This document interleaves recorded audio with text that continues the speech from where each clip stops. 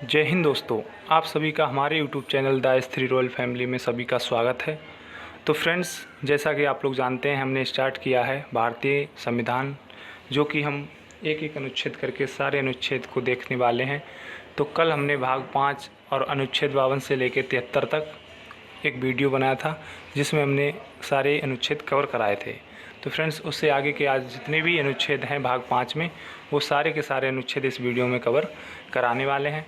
तो आप सभी बने रहिए हमारे साथ वीडियो के एंड तक। वीडियो को लाइक और शेयर कर दीजिए।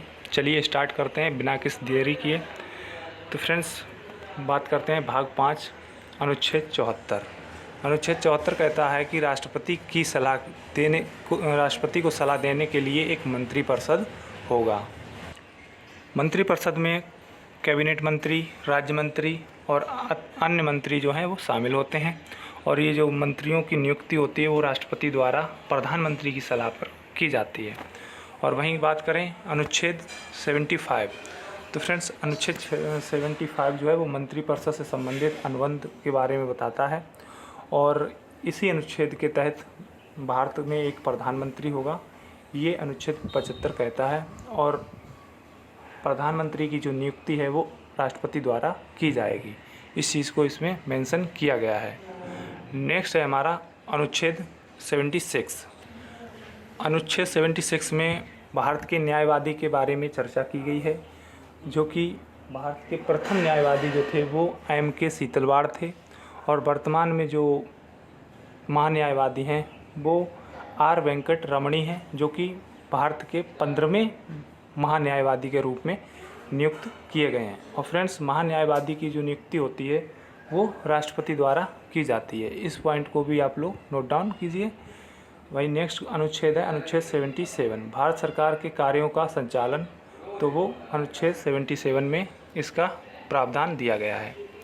नेक्स्ट है हमारा अनुच्छेद 78। तो फ्रेंड्स, अनुच्छेद 78 कहता है राष्ट्रपति को जानकारी देना प्रधानमंत्री का कर्तव्य है। तो जो प्रधानमंत्री जो भी कार्य करता है, मीटिंग करता है या फिर जो भी निर्णय लेता है, तो वो सारी जानकारी राष्ट्रपति को देना इसका कर्तव्य है, अनुच्छेद 78 कहता है। अनुच्छेद 79 में भारतीय संसद का प्रावधान है। और भारतीय संसद के 2 सदन होते हैं, राज्यसभा और लोकसभा। और इसके जो है 3 भाग होते हैं, राज्यसभा, लोकसभा और राष्ट्रपति, तीनों से मिलकर ये संसद बनती है। नेक्स्ट है अनुच्छेद 80 के तहत भारत में राज्यसभा का गठन जो है वो अनुच्छेद 80 के तहत हुआ था। और वर्तमान में जो राज्यसभा की सीटें हैं वो 245 हैं। तो ये भी आप लोग नोट डाउन कर लीजिए। नेक्स्ट है हमारा अनुच्छेद 81, यानी 81वीं लोकसभा का गठन दिया गया है। तो वो अनुच्छेद 81 में। और राज्यसभा को उच्च सदन कहा जाता है संसद का, और लोकसभा को निम्न सदन कहा जाता है। और लोकसभा को ही जनता का प्रतिनिधि कहा जाता है। और लोकसभा में जो है अधिकतम सीटों की संख्या वो होती है 552। नेक्स्ट है हमारा अनुच्छेद 82। अनुच्छेद 82 में प्रत्येक जनगणना के बाद राज्यों के लोगों और प्रत्येक राज्य के क्षेत्रीय निर्वाचन क्षेत्रों में विभाजन। तो ये अनुच्छेद 82 में है। हालांकि 1971 की जनगणना को आधार बनाकर राज्यसभा और लोकसभा की सीटों का बंटवारा किया गया। जो हमारी 1971 की जनगणना थी, उसके आधार पर आज के जो लोकसभा और राज्यसभा की सीटें का बंटवारा है वो उसी के समय से किया हुआ है। और जो कि इसको साल 2026 तक स्थायी कर दिया गया है। 2026 तक इतनी ही सीटें रहेंगी। और उसके बाद 2026 के बाद सभी राज्यों में, समस्त भारत में जो लोकसभा और राज्यसभा की सीटें हैं वो जनसंख्या के आधार पर बढ़ाई जाएंगी, जिसी के कारण चलते हुए ये हमारा नया संसद है उसको बनाने का एक ये भी बहुत बड़ा रीज़न था। नेक्स्ट है अनुच्छेद 83, जिसमें दोनों सदनों की कार्य अवधि का वर्णन किया गया है। और अनुच्छेद 84, जो कि संसद के सदस्यता के लिए योग्यता, संसद की सदस्यता की योग्यता जो है वो 84 में दी गई है। और नेक्स्ट है अनुच्छेद 85, राष्ट्रपति शस्त्र को आरंभ, शस्त्रावसान और विघटन कर सकते हैं। तो ये अनुच्छेद 85 के तहत, ये भी आप लोग नोट डाउन कीजिए। ये काफ़ी इम्पोर्टेंट है। नेक्स्ट है हमारा अनुच्छेद 86, राष्ट्रपति दोनों सदनों को संबोधित करने और संदेश भेजने का अधिकार जो है वो अनुच्छेद 86 के तहत है। और अनुच्छेद 87, राष्ट्रपति का विशेष अभिभाषण। राष्ट्रपति का विशेष अभिभाषण जो है ये अनुच्छेद बहुत इम्पोर्टेंट है, इसको नोट डाउन कर लीजिए। राष्ट्रपति के भाषण से जो अभिप्राय है, राष्ट्रपति सदन से के पहले सत्र को संबोधित करेंगे और संसद को उसके आह्वान का कारण बताएंगे। नेक्स्ट है अनुच्छेद 88, भारत के मंत्रियों और महान्यायवादी को सदन में बोलने और भाग लेने का अधिकार है। तो फ्रेंड्स, महान्यायवादी एक ऐसा व्यक्ति होता है जो ना तो लोकसभा का सदस्य होता है और ना ही राज्यसभा का सदस्य होता है, और वो किसी भी लोकसभा, राज्यसभा, विधानसभा, विधान परिषद या फिर किसी भी न्यायालय में बोल सकता है। तो वो अनुच्छेद 88 के तहत, ये काफ़ी इम्पोर्टेंट है, इसको भी आप नोट डाउन कर लीजिए। और ये इसकी नियुक्ति जो है वो राष्ट्रपति द्वारा अनुच्छेद 76 के तहत होती है। और इसकी जो कार्य अवधि, जो कार्यकाल का जो समय होता है वो 62 वर्ष से लेके 65 वर्ष तक होता है। नेक्स्ट है अनुच्छेद 89, राज्यसभा के उपसभापति का वर्णन।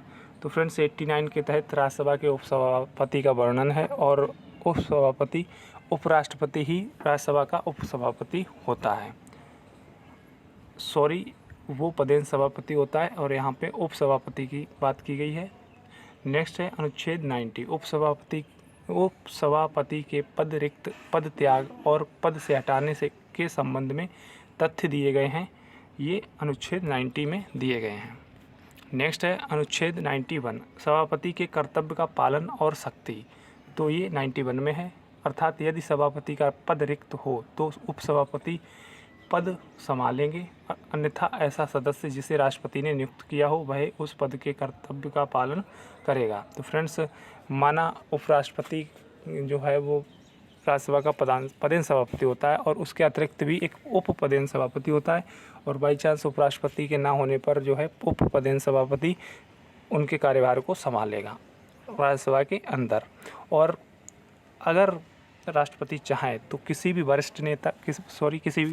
वरिष्ठ सदस्य को उपसभापति नियुक्त कर सकता है। नेक्स्ट है अनुच्छेद 92। तो फ्रेंड्स, सभापति या उपसभापति के पद से हटाने का प्रस्ताव हो तो वो उसकी अध्यक्षता नहीं कर सकते। जब राज्यसभा में सभापति या उपसभापति के पद को उनको हटाने के जो प्रस्ताव आता है तो उस समय वो अध्यक्षता नहीं कर सकते हैं। नेक्स्ट क्वेश्चन है 93, लोकसभा के अध्यक्ष और उपाध्यक्ष की नियुक्ति जो है वो किस में दी गई है? 93 में। और अनुच्छेद 94, लोकसभा के अध्यक्ष और उपाध्यक्ष की पद रिक्ति, पद त्याग और पद से हटाने का प्रावधान 94 में है। 95 में बोला गया है कि लोकसभा के अध्यक्ष के कर्तव्य और शक्तियाँ किस में बताई गई हैं? 95 में। तो ये भी काफ़ी इम्पोर्टेंट है, एग्ज़ाम में पूछा जा सकता है। अगला अनुच्छेद हमारा है 96, लोकसभा अध्यक्ष और उपाध्यक्ष के पद से हटाने का प्रस्ताव हो तो वो उसकी अध्यक्षता नहीं कर सकते। ये हमने अभी आपको बताया था, वो बताया था राज्यसभा के अध्यक्ष और राज्यसभा के उपसभापति और सभापति, और यहाँ पे जो है वो लोकसभा के अध्यक्ष और उपाध्यक्ष के हटाने की बात की जा रही है। अगला है अनुच्छेद 97, सभापति, उपसभापति और अध्यक्ष उपाध्यक्ष के वेतन और भत्ते की चर्चा की गई है। अनुच्छेद 97, राज्यसभा के सभापति और उपसभापति, और वहीं लोकसभा के अध्यक्ष और उपाध्यक्ष। तो फ्रेंड्स, राज्यसभा में जो होते हैं वो सभापति होते हैं और लोकसभा में अध्यक्ष और उपाध्यक्ष होते हैं। नेक्स्ट है अनुच्छेद 98, संसद के सचिवालय का प्रावधान। ये किस में है? अनुच्छेद 98 में है। अनुच्छेद 99, संसद के सदस्यों का शपथ ग्रहण, वो जो है वो किस में? 99 में है। ये जो संसद के सदस्य होते हैं, राज्यसभा के और लोकसभा के मेंबर, इनका जो शपथ ग्रहण होता है वो अनुच्छेद 99 के तहत किया जाता है।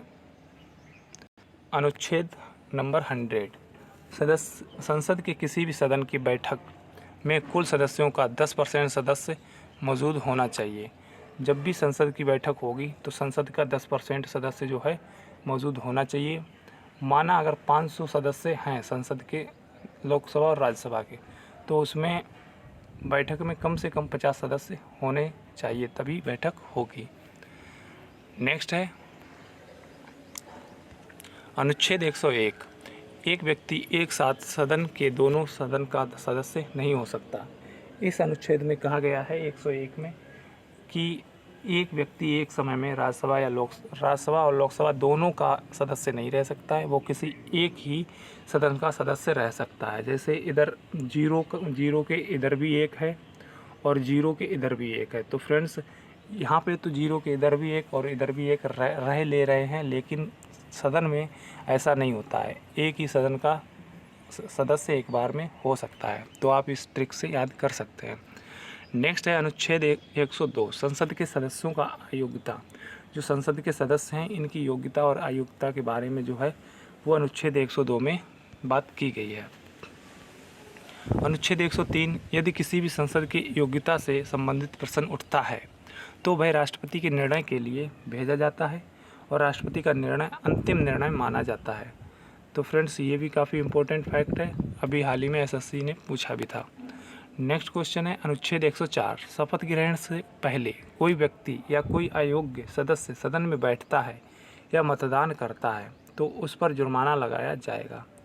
इसमें कहा गया है शपथ ग्रहण से पहले कोई व्यक्ति अयोग्य सदस्य सदन में बैठता है, यानी उसकी शपथ ग्रहण भी ना हुआ हो और वो अयोग्य भी हो और वो फिर भी सदन में अगर बैठ जाए और अपना मतदान कर दे तो उस पर जुर्माना लगाया जाएगा। किस अनुच्छेद 104 के तहत। नेक्स्ट है फ्रेंड्स हमारा अनुच्छेद 105। संसद के सदस्यों के कुछ विशेष अधिकार प्राप्त हैं ताकि वो बिना किसी बाधा अपने संसदीय कर्तव्य का पालन कर सकें। तो ये अनुच्छेद 105 में इनको संसद के सदस्यों को कुछ विशेष अधिकार प्राप्त होते हैं। अनुच्छेद 106। संसद सदस्य के वेतन और भत्ते। जो संसद के सदस्य होते हैं लोकसभा और राज्यसभा के, इनके वेतन और भत्ते के बारे में अनुच्छेद 106 में प्रावधान है। नेक्स्ट क्वेश्चन है हमारा अनुच्छेद 107। विधेयक को पेश करने और पारित करने से संबंधित उपबंध जो हैं वो अनुच्छेद 107 में दिए गए हैं। अगला है अनुच्छेद 108। संयुक्त बैठक। तो फ्रेंड्स ये तो आपने कई बार सुना होगा, बहुत बार ये क्वेश्चन पूछा गया है। अनुच्छेद 108। संयुक्त बैठक केवल साधारण विधेयक पर होती है, धन विधेयक या संविधान संशोधन विधेयक पर नहीं। अब तक 3 बार संयुक्त बैठक बुलाई गई है। जब भी कोई मतभेद होता है सदन के अंदर तब ये संयुक्त बैठक राष्ट्रपति द्वारा बुलाई जाती है अनुच्छेद 108 के तहत। और वहीं बात करें अनुच्छेद 109, तो धन विधेयक को राज्यसभा में पेश नहीं किया जाएगा। ये बात का जो जिक्र है वो अनुच्छेद 109 में किया गया है कि जो धन विधेयक है वो सिर्फ और सिर्फ लोकसभा में ही पेश किया जाएगा और उसको पारित कर दिया जाएगा, राज्यसभा से इसका कोई ताल्लुक़ नहीं है। कई बार एग्जाम में क्वेश्चन पूछा जाता है कि निम्नलिखित में से कौन सा विधेयक जो है वो राज्यसभा से कोई भी मतलब नहीं रखता, तो वो है धन विधेयक। अगला है अनुच्छेद 110। धन विधेयक को परिभाषित किया गया है, तो वो अनुच्छेद 110 में किया गया है। अनुच्छेद 111। जब कोई विधेयक दोनों सदनों द्वारा पारित कर दिया जाता है तो उसे राष्ट्रपति के पास आखिरी स्वीकृति के लिए भेजा जाता है। और फ्रेंड्स एक पॉइंट और काफ़ी बार पूछा गया है कि कोई भी विधेयक धन विधेयक है, इस बात का निर्णय कौन करता है, तो वो करता है लोकसभा के अध्यक्ष। अनुच्छेद 112। अनुच्छेद 112 में वार्षिक वित्तीय विवरण, जिसे हम बजट बोलते हैं, इस चीज़ का जो प्रावधान है वो अनुच्छेद 112 में है। और ये हर साल फरवरी के माह में राष्ट्रपति द्वारा नियुक्त व्यक्ति द्वारा इसको संसद में पेश किया जाता है। और वहीं बात करें अभी वित्त मंत्री निर्मला सीतारमण जी द्वारा इसको लगातार कई वर्षों से पेश किया जा रहा है। और प्रथम बार पहली भारतीय महिला जो थी जिन्होंने वार्षिक वित्तीय विवरण को पेश किया था वो थी इंदिरा गांधी जी। अगला है हमारा अनुच्छेद 113, जिसमें प्राक्कलन समिति की अनुच्छेद 113 में प्राक्कलन समिति का प्रावधान है। बजट में किए गए घोषणा पर कितना खर्च होना है और उसका आकलन करना, ये सभी अनुच्छेद 113 में समाहित है। अनुच्छेद 114 कहता है विनिमय विधेयक। प्राक्कलन समिति द्वारा मंजूर दिए गए धन को निकालने की इस विधेयक को संसद में पेश करना अनिवार्य होता है और इसी को विनिमय विधेयक के रूप में जाना जाता है। अनुच्छेद 115 अतिरिक्त या अनुरूपक अनुदान जो है वो अनुच्छेद 115 में है। और अनुच्छेद 116 लेखानुदान समिति, तो ये अनुच्छेद 116 में दिया गया है। अनुच्छेद 117 वित्तीय विधेयक, तो ये अनुच्छेद 117 में दिया है। बात करते हैं अनुच्छेद 118 संयुक्त बैठक से संबंधित राष्ट्रपति द्वारा बनाए गए नियम, तो वो अनुच्छेद 118 में समाहित है। अनुच्छेद 119 वित्तीय मामले या व्यापार संचालन से संबंधित कानून बनाने का प्रावधान, ये अनुच्छेद 119 के तहत दिया गया है। अनुच्छेद 120 में कहा गया है संसद में प्रयोग की जाने वाली भाषा कौन सी होगी, क्या होगी, तो इस चीज़ का निर्णय जो है अनुच्छेद 120 में इसका प्रावधान है। अनुच्छेद 121 संसद सर्वोच्च न्यायालय या उच्च न्यायालय के न्यायाधीश के आचरण के संबंध में कोई चर्चा नहीं कर सकते, परंतु उन पर महाभियोग लगा सकता है।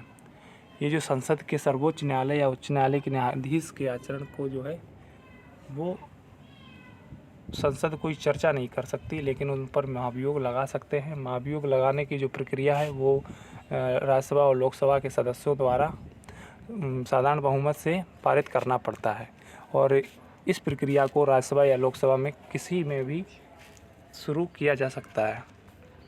नेक्स्ट है हमारा अनुच्छेद 122। अनुच्छेद 122 कहता है न्यायालय संसद की कार्यवाही में हस्तक्षेप नहीं कर सकता। जो न्यायालय है वो संसद की कार्यवाही में हस्तक्षेप नहीं कर सकता है, तो ये भी काफ़ी इम्पोर्टेंट है। अगला है अनुच्छेद 123 जो राष्ट्रपति के अध्यादेश की शक्तियाँ हैं वो अनुच्छेद 123 में है। ये काफ़ी इम्पोर्टेंट है, आप इसको नोट डाउन कर लीजिए। अगला है अनुच्छेद 124 ए। 124 ए में बोला गया है सर्वोच्च न्यायालय की स्थापना और गठन। और अनुच्छेद 124 बी सर्वोच्च न्यायालय के न्यायाधीश की नियुक्ति और राष्ट्रपति करेंगे। नियुक्ति जो है सर्वोच्च न्यायालय के न्यायाधीश की वो राष्ट्रपति करेंगे। और 124 सी सर्वोच्च न्यायालय के न्यायाधीश बनने की योग्यता जो है वो अनुच्छेद 124 में दी गई है, 24 सी। और अनुच्छेद 124 डी सर्वोच्च न्यायालय के न्यायाधीश को हटाने की प्रक्रिया जो है वो अनुच्छेद 124 डी में, और इनको भी महाभियोग द्वारा हटाया जा सकता है। अनुच्छेद 125 कहता है कि सर्वोच्च न्यायालय के न्यायाधीश के वेतन भत्ते और पेंशन क्या होंगे, तो वो डिसाइड किया जाता है अनुच्छेद 125 के तहत। अगला है अनुच्छेद 126। अनुच्छेद 126 कहता है कार्यवाहक मुख्य न्यायाधीश की नियुक्ति। राष्ट्रपति द्वारा सर्वोच्च न्यायालय के किसी भी न्यायाधीश को कार्यवाहक मुख्य न्यायाधीश के रूप में नियुक्त किया जा सकता है। और अगला है अनुच्छेद 127 तदर्थ न्यायाधीश एड हॉक जज की नियुक्ति। तदर्थ न्यायाधीश की नियुक्ति सर्वोच्च न्यायालय के मुख्य न्यायाधीश करते हैं और स्थायी रूप से केवल गढ़पूर्ति हेतु। तदर्थ न्यायाधीश उच्च न्यायालय से चुने जाते हैं। अगला प्रश्न है अनुच्छेद 128। अनुच्छेद 128 कहता है सेवानिवृत्त जो लोग अपनी सेवा दे चुके हैं न्यायाधीश की पुनः सर्वोच्च न्यायालय में नियुक्ति की जा सकती है। अगला है अनुच्छेद 129 अभिलेख न्यायालय। तो फ्रेंड्स अनुच्छेद 129 में अभिलेख न्यायालय का विवरण है। और अभिलेख न्यायालय होता क्या है, तो इसमें जो भी कार्य होता है, किसी का निर्णय सुनाया जाता है या फिर जो भी लिखित रूप से कार्य किया गया होता है वो सभी अभिलेख न्यायालय में होता है। अनुच्छेद 130 सर्वोच्च न्यायालय का स्थान। सर्वोच्च न्यायालय का स्थान बताता है अनुच्छेद 130। अनुच्छेद 131 सर्वोच्च न्यायालय की प्रारंभिक शक्तियाँ जो हैं, सर्वोच्च न्यायालय की शक्तियों के बारे में जो प्रावधान है वो अनुच्छेद 131 में है। और कुछ ऐसे मामले होते हैं जिस पर केवल सर्वोच्च न्यायालय ही निर्णय दे सकता है। जैसे बात करते हैं, जैसे केंद्र या राज्य के बीच विवाद, अंतर्राज्य विवाद हो, या फिर केंद्र और राज्य के बीच गुटबाजी का मामला हो, या फिर राष्ट्रपति के चुनाव पर कोई विवाद हो तो ये सिर्फ और सिर्फ सर्वोच्च न्यायालय ही इस पर जो है निर्णय दे सकता है। अगला है हमारा अनुच्छेद 132। तो फ्रेंड्स अनुच्छेद 132 में सर्वोच्च न्यायालय की अपीलीय अधिकारिता के बारे में जिक्र किया गया है। कोई व्यक्ति उच्च न्यायालय के निर्णय से असंतुष्ट है तो वह सुप्रीम कोर्ट में अपील कर सकता है। किस अनुच्छेद 132 के तहत? अनुच्छेद 132 से अनुच्छेद 136 तक सर्वोच्च न्यायालय का अपीलीय अधिकार चर्चा है। अनुच्छेद 133 में बोला गया है सिविल मामले में सर्वोच्च न्यायालय में अपील का प्रावधान दिया गया है।